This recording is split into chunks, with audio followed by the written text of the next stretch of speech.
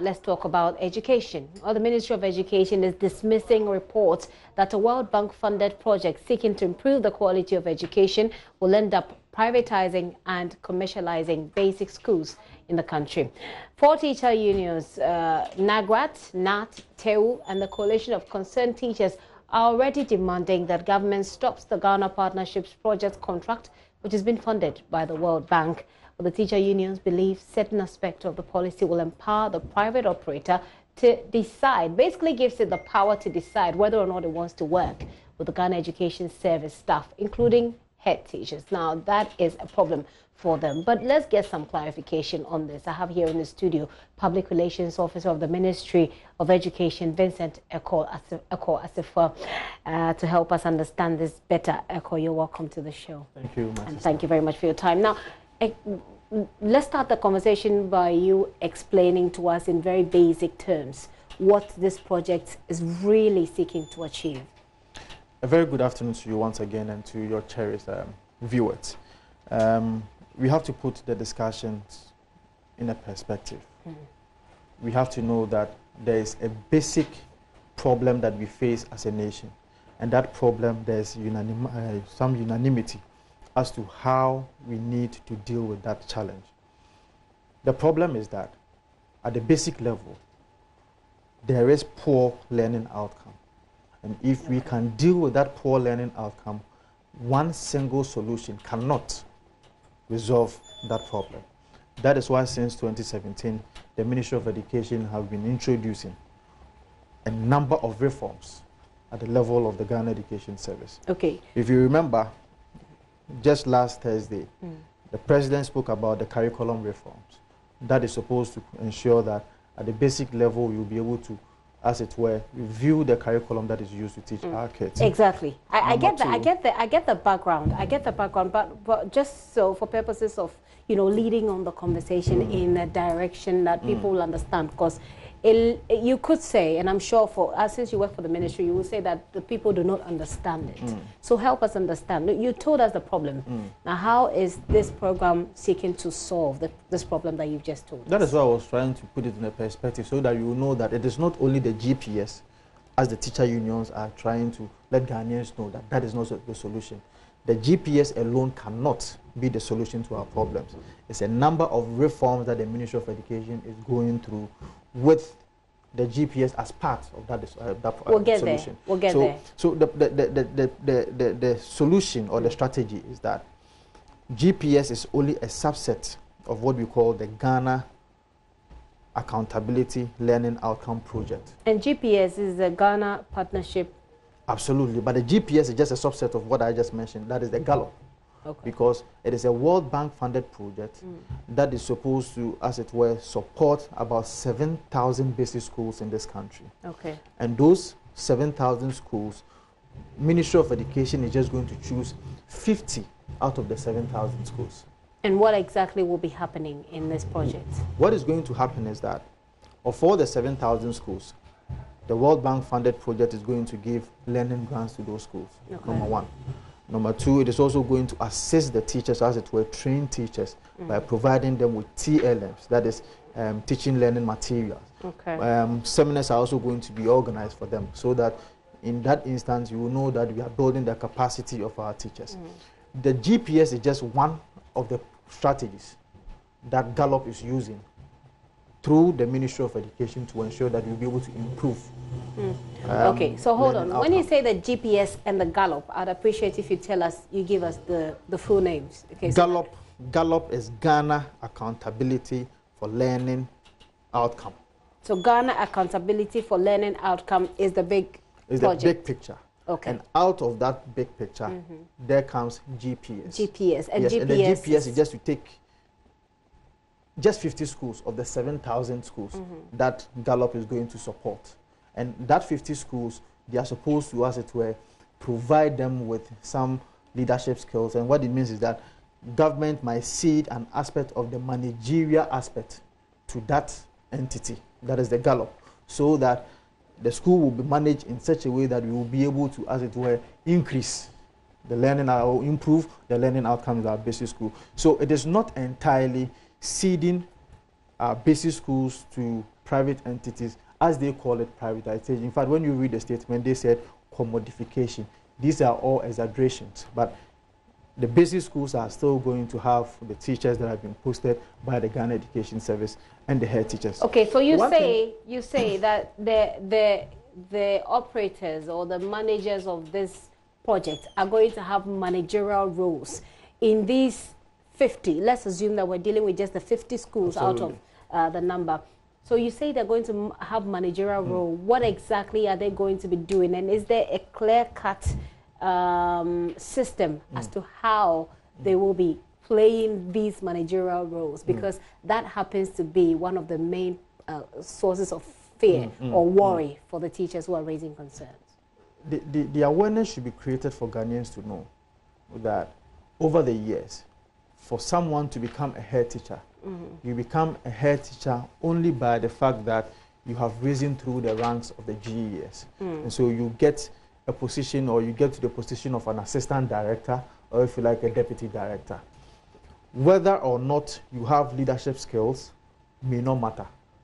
Our schools will have to be managed as an entity, or as it were, a corporate entity. And so we've done a number of researches, and we realized that one of the bane for us as a nation, as far as the poor learning outcome is concerned in the basic schools, is that we've been having challenges with leadership, or if you like, management issues at the basic level. And so we want to take the opportunity that Gallup, or if you like, World Bank is giving to the GES, that we are seeding an aspect of the management of the schools for that entity to be able to manage the school. One thing that we should know is that teachers are still going to be in the school. Head teachers are still going to be in the school. So if you're a teacher and you prepare your lesson notes accurately, you discharge your duties as is expected of you. If you're a head teacher and you also discharge your duties as expected of you, you are not going to have any challenge or problem whatsoever. As the teacher unions are trying to make us understand. I think it'll be good for us to find out exactly what the roles they'll be playing are. Management. And how, yes, if you say management, if you have head teachers, they're managing the schools basically. So if you say you're bringing in another management, if I were a teacher, I would be concerned that you're bringing a manager when I am managing. That obviously is a problem. But let me just say that we have Angel Carbono on the line now. He's the president of NAGRA joining this conversation. Mr. Carbono, thank you very much for your time this afternoon here on The Pulse. Thank you. Very well. And I believe that you're listening. I'll take an answer from the PRO, and then I'll come to you. So we continue the conversation from there. How is government going to ensure that this thing that looks like an overlap will not become actually an overlap? And as the teacher organizations are saying, there will be no peace at the education front if this should go ahead. It is a matter of organogram. What the Ghana Education Service is going to do is that they will have to ensure that, or they are going to ensure that the buck is going to stop with the entity that is going to manage the school. The head teacher will be there, all right, but we know, and per the researches that we've done, we've realized that the gaps that we find in the basic schools, some of the problems or most of the problems are the teachers and the head teachers. And so if they are the problem in that instance, how are we going to ensure that we're able to boost up, or if you like, equip them with the necessary skills, equip them with the necessary support, so that they would be able to make sure that our schools will be managed in a way that we so much desire, to be able to bring out the proper learning outcomes that we all want. So, who are these managers, by the way? Is this people that the World Bank itself is bringing, or the government? The World Bank is giving the government the money. The government then decides who to. So the government can bring in, private teachers and say, yeah, they have leadership skills, so come and manage the system. Who are they? The World Bank is actually funding the project. What I know is that there's an entity that have also been proposed by World Bank to be able to do that. Which entity is this? I am unable to tell you the name of the company now, because I know we are still at the planning stage.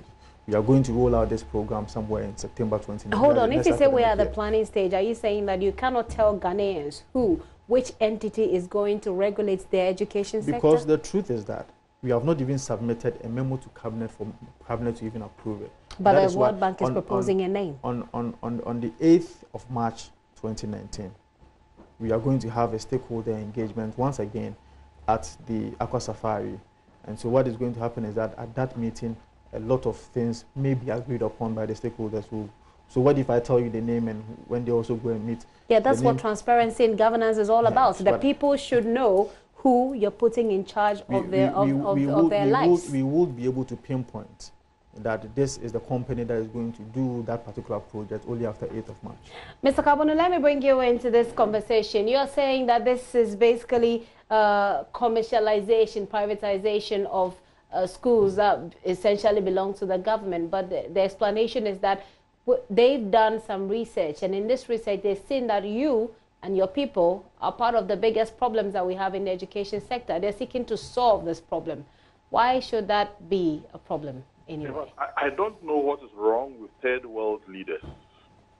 That the World Bank can just dangle some small amount of money in front of them. And then they come days, and then they decide to be errand boys. Mr. Kabonu, I'll appreciate if we stick to the issues and deal with the problem in our education sector. Yes, sir. So kindly answer the question for us so we can have a conversation that's... Don't patronize me. I am Mr. Kabonu, I am not patronizing you. I'm saying that let's take, hold on, sir. The way I think fit. Hold on, sir. Let's deal with the issues now. When you tell me let's deal with the issues, you are undermining my intelligence and my integrity. No. The point I'm making is that I asked the question, Mr. Kabonu, I asked the question why you think this is a problem. And I'm answering the question. You are telling me to stick to the issue. Very well, because we need to have a conversation that sticks to the point that we've just raised. So go ahead. This is a World Bank project. This is a World Bank initiative. This is a World Bank funded agenda. So the money is not coming from the government of Ghana. The money is coming from the World Bank. Mm-hmm. And the World Bank has selected a consortium known as the ARC Consortium. The ARC Consortium is serving as an intermediary for the World Bank in Ghana. And they have given the criteria of basic schools that are supposed to be selected. And the criteria of basic schools that are supposed to be selected are supposed to be well-endowed basic schools that do not need immediate development and rehabilitation. In any case, what country believes in the fact that a professional teacher and a professional educationist is not equipped with the requisite skills and knowledge to run an educational institution, and that it is the unprofessional businessman who is equipped with the requisite knowledge and skills to run schools? What country thinks like that? And they are trying to create the impression as if, look, if you feel that these are the leadership competencies that a person should have before he or she becomes the head of the school, put it down. We have thousands and thousands of teachers who have gone to the University of Cape Coast and other universities to study leadership in education. So if you feel that the criteria we have right now is not the best criteria, put it out. Okay. Mr. Kabonu, let me also state that we don't need to go to Accra Safari to have any meeting. Meetings can be held in Accra. If they are interested in inviting us, we will not go to any Accra Safari in Accra. We don't need to go to Accra Safari. Okay, let's deal with the problem, and then we'll come to the location of a meeting, if that meeting should happen. You mentioned, what is it, ARC Consortium? Yes. You know this group of people, or you know this company, you know this consortium? They are the company fronting the agenda for the World Bank in Ghana. Tell us a bit more about this company. Who are they? What do they do?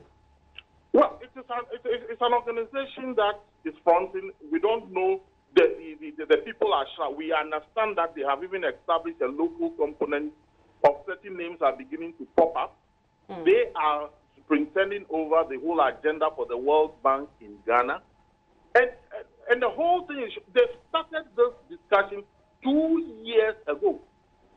Okay. 2 years ago. Several meetings have been held in Accra, Mervyn Peak Hotel, and wherever. The last meeting was held at Ada in Accra Safari. That was when the final decision was taken that the program will be rolled on in September 2019. So your problem with this consortium is that it is unprofessional?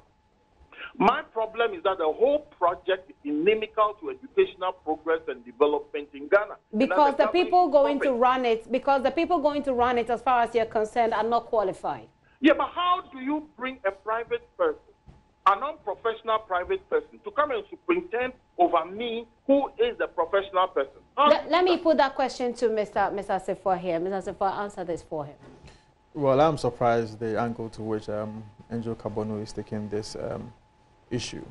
The truth of the matter is that we all know that at our various colleges of education, hardly do we find our trainee teachers learning management and leadership. That is why in the new upgrade from College of Education, we have now incorporated into their curriculum leadership and management, because, as I said, per the research that we did, the bane has always been that most of our head teachers are not having the requisite knowledge in management, they are not having the requisite knowledge in leadership, because leadership and management, for me, is a course on its own. There should be a deliberate attempt to inculcate that knowledge into somebody. Of course, we have people with that blessing, or if you like, we have people who, even without the courses, they would be able to manage entities or corporate entities. But the point is that if you are talking about the country in its entirety, of all the headmasters and all the head teachers that we are having, we've seen that it is sine qua non for the government to be able to train them and equip them so that they will be able to manage our schools in such a way that it will be like a corporate entity. You can manage them very well and make sure that you bring out the better learning outcomes by a deliberate attempt to making sure that you build their capacity. But his concern is that the people, we are not saying that, because his concern is that these people you're bringing in, he is a professional teacher.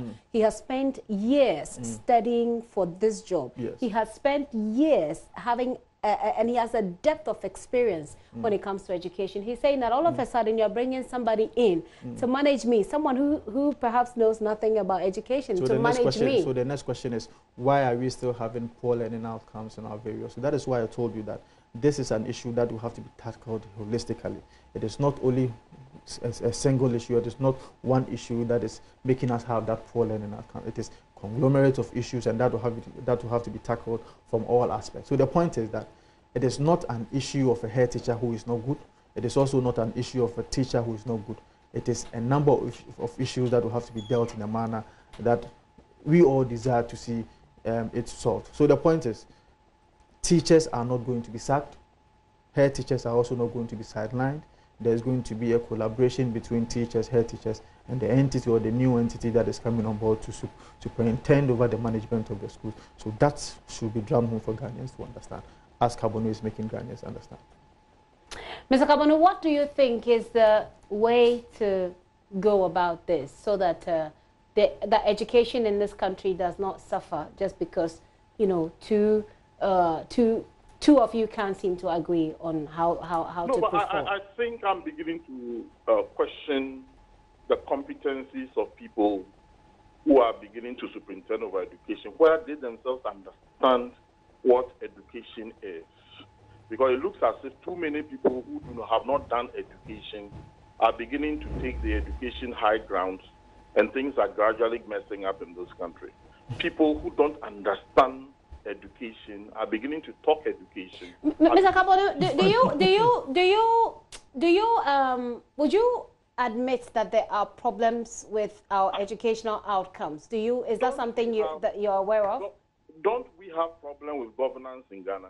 No, Mr. Kabono, let's deal with education. Don't we have problem with the medical field in Ghana? Do you agree that there are major problems in the education sector here in this country? There are major problems everywhere.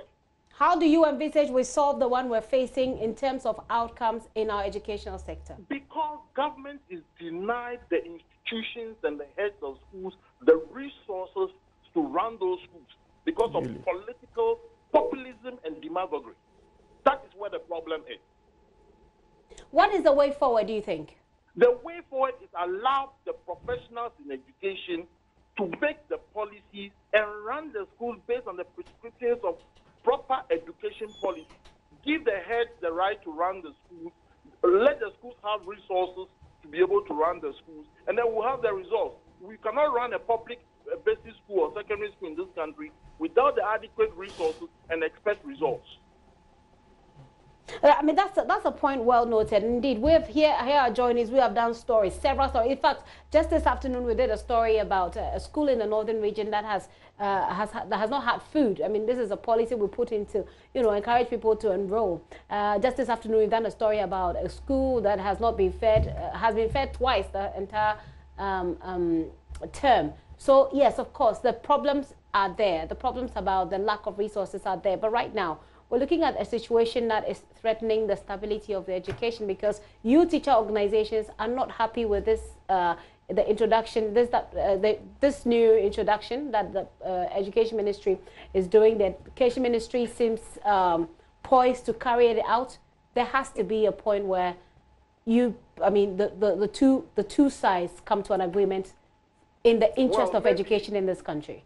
Maybe they are expecting teachers from Mars, because no proper teacher, professionally educated, will allow and will tolerate a non-professional to superintend over him. Mark my words.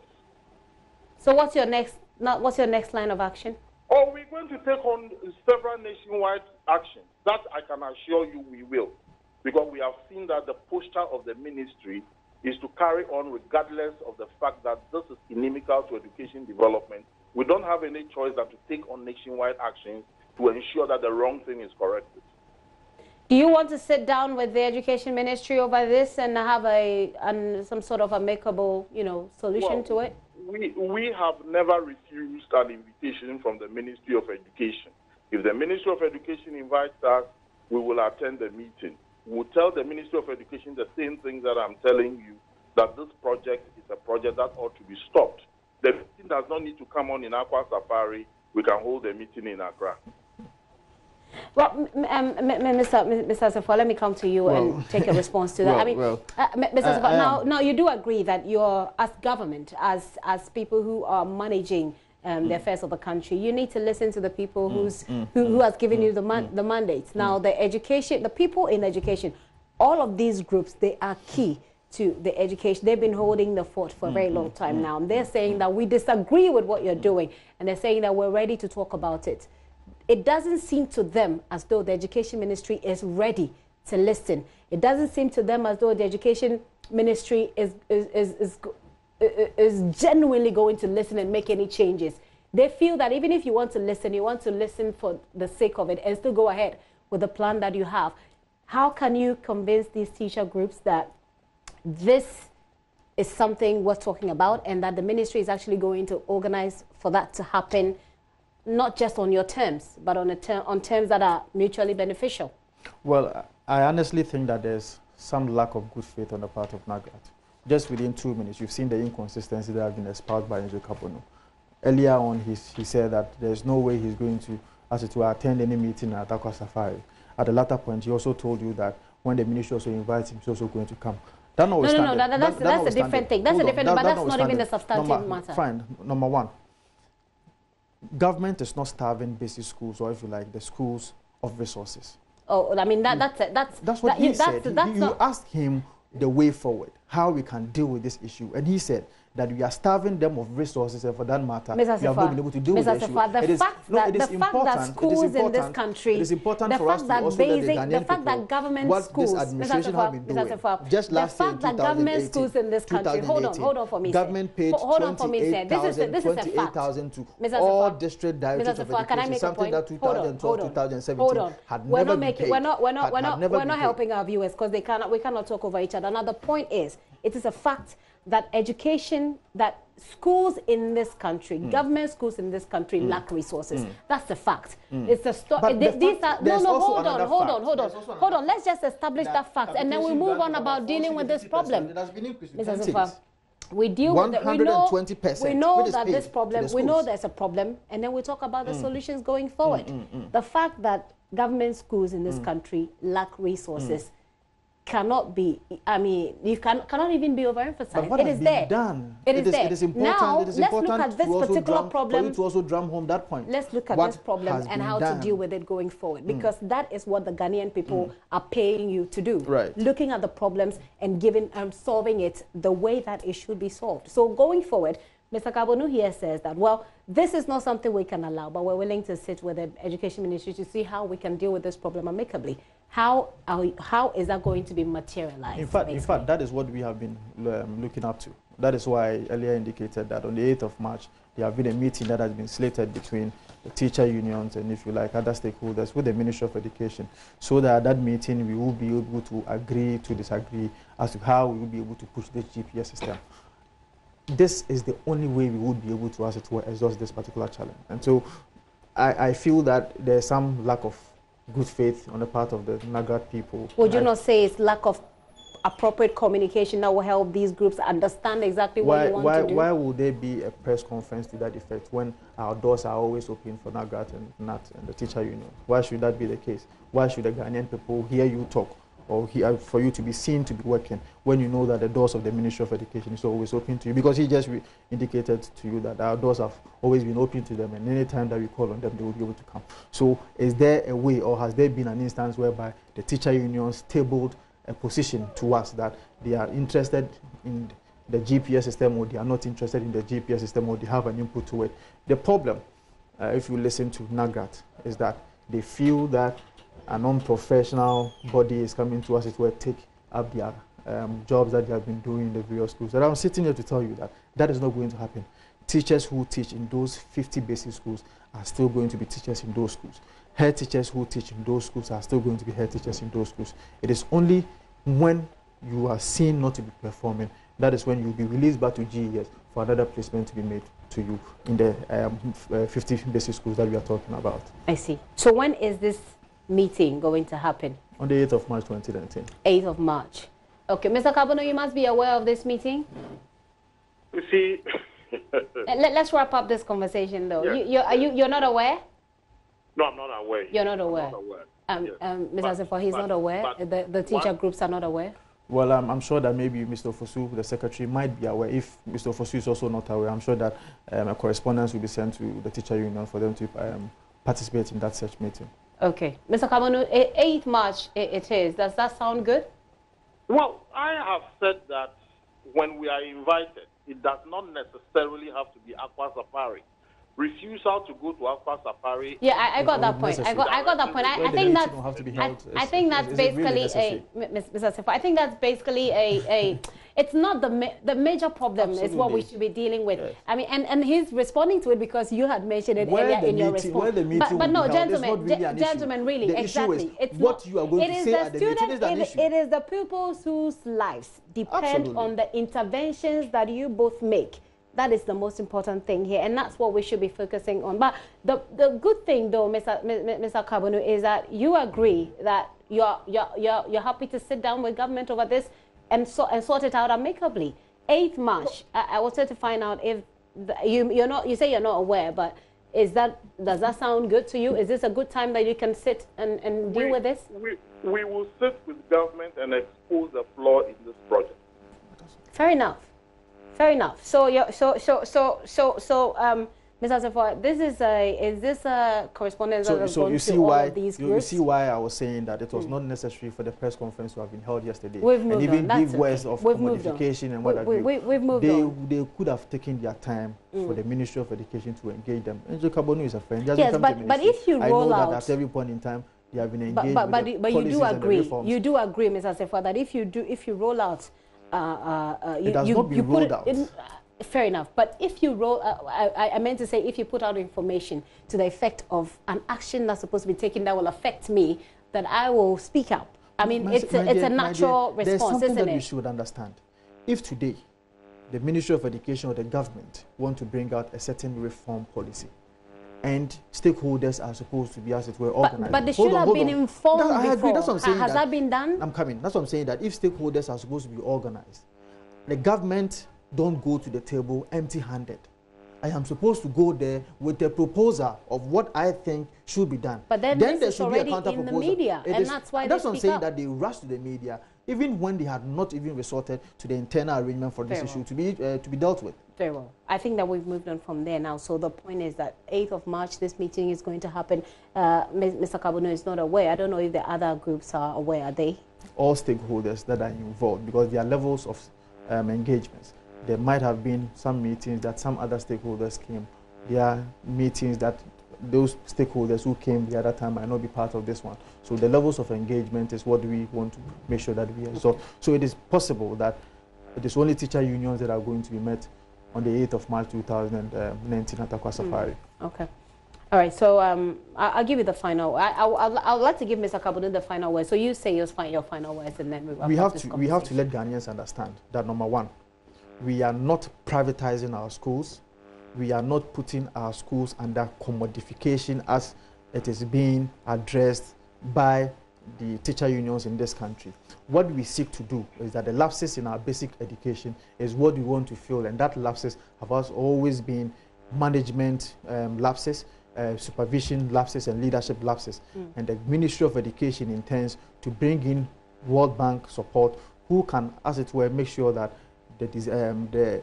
the achievement, or if you like, the results that we so desire to be able to see in the various basic schools are seen. And so it is nothing like privatization of our basic schools. So teachers who teach in those 50 basic schools, the head teachers who are there, should know that it is nothing like going to, as it were, sack them. I did say this was your final word, but I need to ask this quickly, whether or not teachers, parents will have to pay more under this program. Basic school has always been free. It is still going to be free. It is at no cost to parents or even a taxpayer. Okay. Government is also not paying any amount to this. It is fully sponsored by World Bank. Very well, that's been cleared. Mr. Kabunu, I'll give you the final word on this. Please go ahead.